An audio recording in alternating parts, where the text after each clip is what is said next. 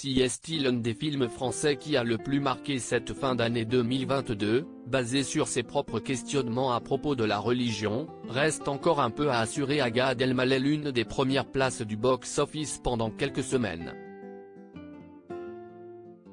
Très différent de ses premières réalisations, tendre et familial, le long métrage a séduit.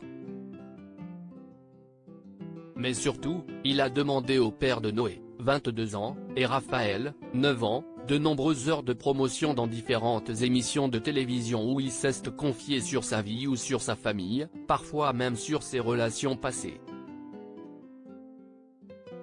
Et l'un des shows, diffusé le samedi soir, lui a particulièrement plu.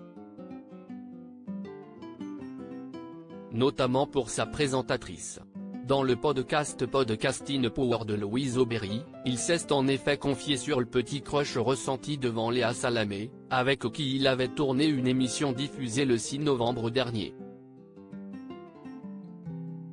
Moi, je suis déjà déstabilisé, enfin pas déstabilisé, mais très séduit par l'intelligence chez les hommes, les femmes, les enfants, si est-il quelque chose qui me captive, avait-il d'abord raconté, conquis, avant de poursuivre, cette femme, elle est extrêmement brillante, on partage aussi, pas une passion, mais un vrai intérêt pour la spiritualité, les religions, donc c'était un peu mon crush médiatique quoi.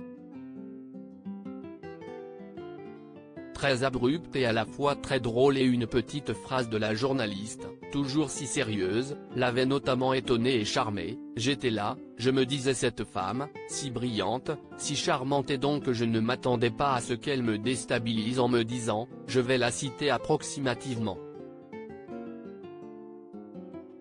En gros, elle m'a décrit comme quelqu'un qui était dans une forme d'ascèse parce que je suis dans une quête spirituelle comme ça. Elle m'a dit vous ne buvez plus d'alcool, vous ne sortez plus, vous faites des retraites dans des monastères et cash. Elle me dit est-ce que vous baisez encore ? Moi, j'ai trouvé ça très abrupt et à la fois très drôle, a-t-il raconté ensuite, faisant référence à une question effectivement plutôt osée de la journaliste. Devant l'air complètement effaré de Gad Elmaleh, celle-ci s'était alors justifiée en riant, expliquant que tout cela était un pari avec son producteur.